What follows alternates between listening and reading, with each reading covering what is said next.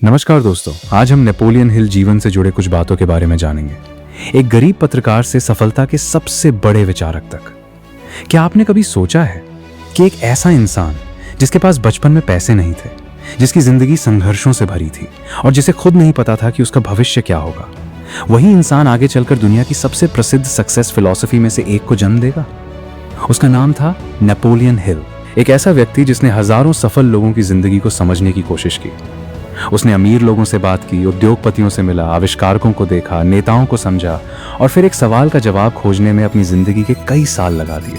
आखिर कुछ लोग सफल क्यों होते हैं और कुछ लोग क्यों नहीं? और उसकी इसी खोज से जन्म हुआ एक ऐसी किताब का जिसने करोड़ों लोगों को प्रभावित किया, थिंक एंड ग्रो रिच। लेकिन नेपोलियन हिल की कहानी सिर्फ एक किताब की कहानी नहीं है। ये कहानी है गरीबी से लड़ने की, असफलताओं से गुजरने की, एक बड़े सपने पर विश्वास करने की और सबसे बढ़कर अपने दिमाग की ताकत को समझने की। नेपोलियन हिल का जन्म 1883 में अमेरिका के वर्जीनिया राज्य के एक गरीब परिवार में हुआ था। उसका बचपन किसी अमीर या सुविधाजनक परिवार के बच्चे जैसा नहीं था।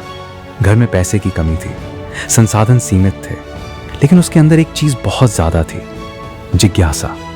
वो चीजों को सिर्फ देखता नहीं था, उनके पीछे का कारण जानना चाहता था। वो जानना चाहता था कि कोई व्यक्ति सफल क्यों होता है, किसी के पास पैसा क्यों आता है, कोई व्यक्ति मुश्किल परिस्थितियों के बावजूद आगे कैसे निकल जाता है और कोई दूसरा व्यक्ति उसी परिस्थिति में हार क्यों मान लेता है। शायद उस समय नेपोलियन हिल को खुद नहीं पता था, लेकिन यही सवाल आगे चलकर उसकी पूरी जिंदगी का उद्देश्य बनने वाला था। युवा अवस्था में नेपोलियन हिल ने पत्रकारिता की दुनिया में कदम रखा। उसका काम था सफल और प्रसिद्ध लोगों के इंटरव्यू लेना। लेकिन हिल के लिए ये सिर्फ नौकरी नहीं थी, वो हर इंटरव्यू को एक रिसर्च की तरह देखता था। वो सामने बैठे व्यक्ति से सिर्फ ये नहीं पूछता था कि आपने कितना पैसा कमाया, वो जानना चाहता था। आपने शुरुआत कैसे की, आपकी सबसे बड़ी असफलता क्या थी, आपने हार मानने से खुद को कैसे रोका, आपको सफलता का विश्वास कैसे आया। और इसी दौरान उसकी मुलाकात एक ऐसे व्यक्ति से हुई जिसने नेपोलियन हिल की जिंदगी की दिशा ही बदल दी। उस व्यक्ति का नाम था एंड्रयू कार्नेगी। एंड्रयू कार्नेगी उस समय अमेरिका के सबसे शक्तिशाली उद्योगपतियों में से एक थे।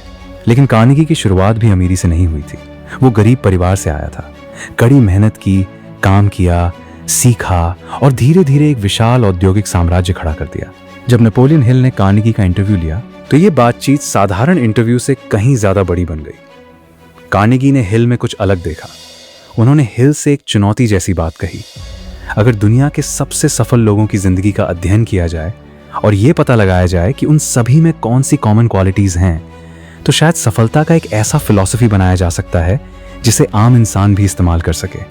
यहीं से नेपोलियन हिल के जीवन का सबसे बड़ा मिशन शुरू हुआ। अब हिल ने एक बहुत बड़ा लक्ष्य तय किया। उसे ऐसे लोगों का अध्ययन करना था जो अपने क्षेत्र में असाधारण सफलता हासिल कर चुके थे।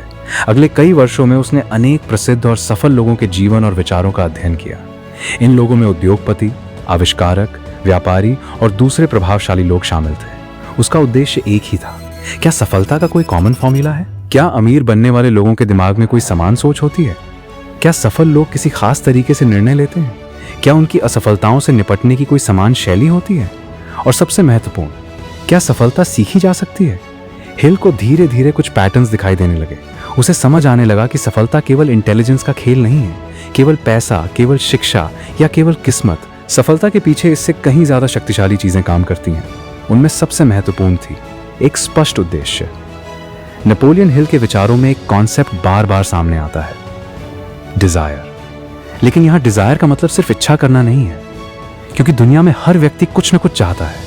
कोई पैसा चाहता है, कोई अच्छी नौकरी चाहता है, कोई घर चाहता है, कोई सम्मान चाहता है, लेकिन केवल चाहना काफी नहीं है। हिल के अनुसार इच्छा इतनी स्पष्ट और मजबूत होनी चाहिए कि वो आपके एक्शंस को बदल दे। सोचिए, अगर कोई व्यक्ति कहता है मैं सफल होना चाहता हूं, तो ये बहुत वेग है। लेकिन अगर वही व्यक्ति कहता है मैं अगले 5 वर्षों में अपना बिजनेस खड़ा करूंगा और इसके लिए हर दिन 2 घंटे सीखूंगा, अब उसके पास डायरेक्शन है।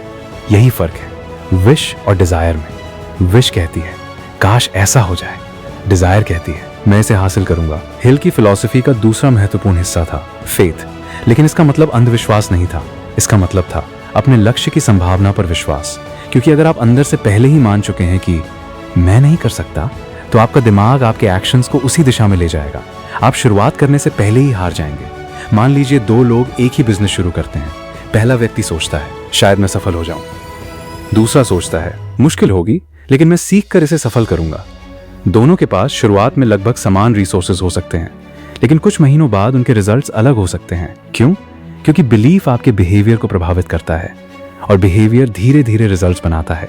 यहाँ नेपोलियन हिल की कहानी का एक महत्वपूर्ण हिस्सा आता है, क्योंकि जिस व्यक्ति ने सफलता पर किताब लिखी, उसकी अपनी जिंदगी हमेशा सफल नहीं रही। उसने आर्थिक कठिनाइयों का सामना किया, उसके कई बिजनेस वेंचर्स असफल हुए, उसे फाइनेंशियल प्रॉब्लम से गुजरना पड़ा और कई बार उसकी परिस्थितियां इतनी खराब हुई कि उसके सामने सवाल खड़ा हो गया, क्या वो सच में उस फिलॉसफी को जी सकता है जिसकी वो दूसरों को शिक्षा देता है?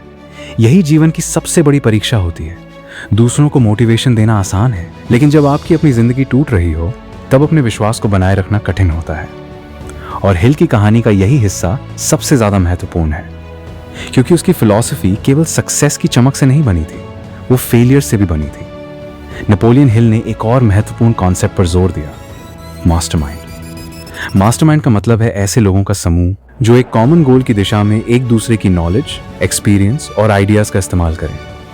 क्योंकि कोई भी इंसान अकेले हर चीज नहीं जान सकता। आप बिजनेस में अच्छे हो सकते हैं लेकिन मार्केटिंग में कमजोर।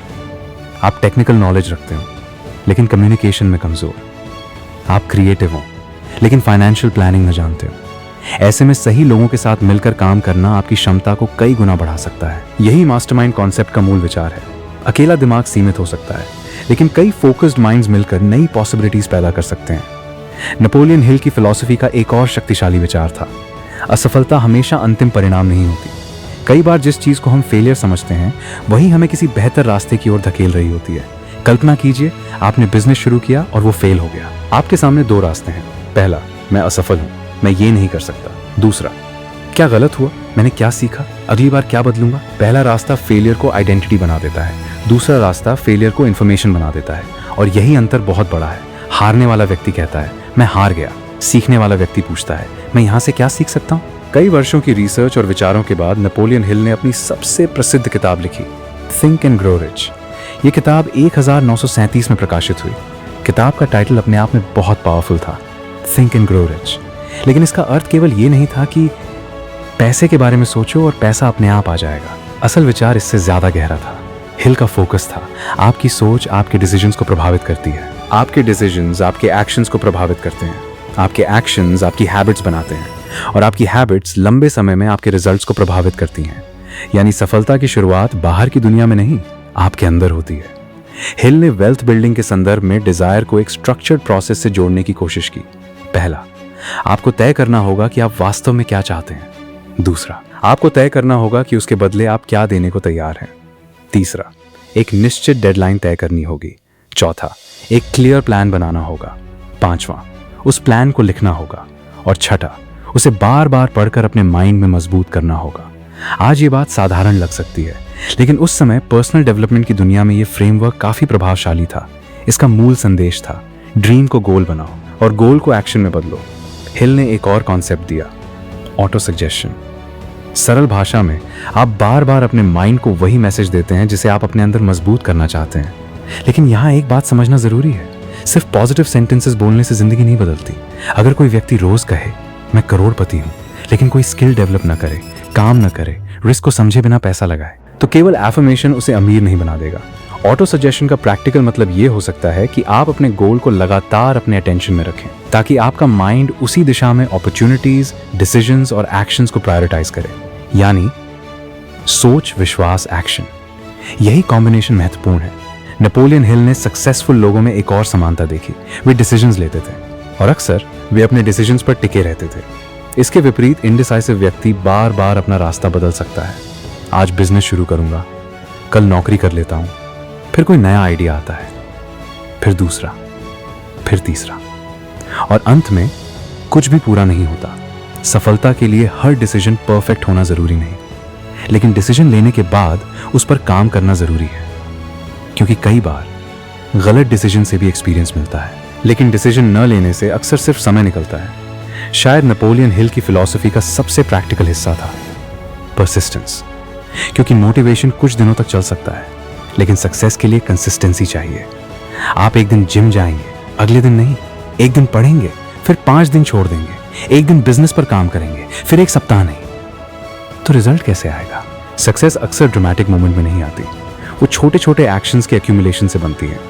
एक दिन, एक सप्ताह, एक महीना, एक साल, और फिर अचानक लोग कहते हैं तुम इतने सक्सेसफुल कैसे हो गए। उन्हें सिर्फ फाइनल रिजल्ट दिखाई देता है, उन्हें वे हजारों छोटे एक्शंस दिखाई नहीं देते जो उस रिजल्ट के पीछे थे। नेपोलियन हिल की जिंदगी से शायद सबसे बड़ी सीख ये है कि आपकी वर्तमान परिस्थिति आपकी अंतिम पहचान नहीं है। अगर आप आज गरीब हैं तो इसका मतलब ये नहीं कि आप हमेशा गरीब रहेंगे। अगर आज आप असफल हैं तो इसका मतलब ये नहीं कि आपका फ्यूचर भी असफल होगा। अगर आज आपको कोई मौका नहीं मिल रहा तो इसका मतलब ये नहीं कि जिंदगी में कभी मौका नहीं आएगा। लेकिन इसका दूसरा हिस्सा भी उतना ही महत्वपूर्ण है। सिर्फ पॉजिटिव थिंकिंग काफी नहीं है, आपको सीखना होगा, स्किल डेवलप करनी होगी, एक्शन लेना होगा, गलतियों से सीखना होगा और लंबे समय तक टिके रहना होगा। नेपोलियन हिल की किताबों ने करोड़ों लोगों को प्रेरित किया है, लेकिन उसकी फिलॉसफी को समझते समय एक बात याद रखना जरूरी है, सफलता केवल सोचने से नहीं मिलती। आज की दुनिया में सफलता के पीछे education, skills, networking, opportunity, economic conditions, discipline और कई एक्सटर्नल फैक्टर्स भी महत्वपूर्ण होते हैं। इसलिए हिल की फिलॉसफी को सबसे बेहतर तरीके से ऐसे समझा जा सकता है, आप अपनी सोच को नियंत्रित करके अपने एक्शंस की क्वालिटी बेहतर कर सकते हैं, आप अपने गोल्स को स्पष्ट कर सकते हैं, आप परसिस्टेंस डेवलप कर सकते हैं और अपनी फेलियर से सीख सकते हैं। लेकिन हर व्यक्ति के लिए एक ही फॉर्मूला गारंटीड नहीं है और शायद यही सबसे प्रैक्टिकल अप्रोच है। नेपोलियन हिल की कहानी हमें क्या सिखाती है? तो एक गरीब परिवार में जन्म लेने वाला एक लड़का पत्रकार बना। पत्रकार ने सफल लोगों से सवाल पूछे, सवालों ने उसे रिसर्च की ओर पहुंचाया, रिसर्च ने उसे एक मिशन दिया और उस मिशन ने उसे ऐसी किताब लिखने तक पहुंचाया जिसे दुनिया आज भी पढ़ती है। लेकिन नेपोलियन हिल की कहानी का असली संदेश उसकी किताब का नाम नहीं है, असली संदेश है अपने जीवन को संयोग पर मत छोड़ो, अपने लक्ष्य को स्पष्ट करो, अपने दिमाग को प्रशिक्षित करो, सही लोगों के साथ जुड़ो, असफलता से सीखो, निर्णय लेना सीखो और सबसे महत्वपूर्ण, रुकना मत। क्योंकि कई बार जिंदगी में सबसे बड़ा फर्क टैलेंट नहीं पैदा करता, बल्कि वो इंसान पैदा करता है जो बाकी लोगों से थोड़ा ज्यादा समय तक कोशिश करता रहता है। शायद आपकी जिंदगी में भी आज बहुत कुछ सही नहीं चल रहा, शायद आपको लगता है कि आपके पास रिसोर्सेस कम है, शायद आपको लगता है कि आपकी शुरुआत बहुत पीछे से हुई है। लेकिन याद रखिए, शुरुआत छोटी होना और मंजिल छोटी होना दोनों अलग बातें हैं। आपके पास आज जो है उसी से शुरुआत कीजिए, एक स्किल सीखिए, एक गोल चुनिए, एक प्लान बनाइए और हर दिन थोड़ा आगे बढ़िए। क्योंकि महान जिंदगी एक ही दिन में नहीं बनती, वो बनती है एक सोच से, एक डिसीजन से, एक एक्शन से और फिर बार बार दोहराए गए उन एक्शन से। यही नेपोलियन हिल की कहानी का सार है।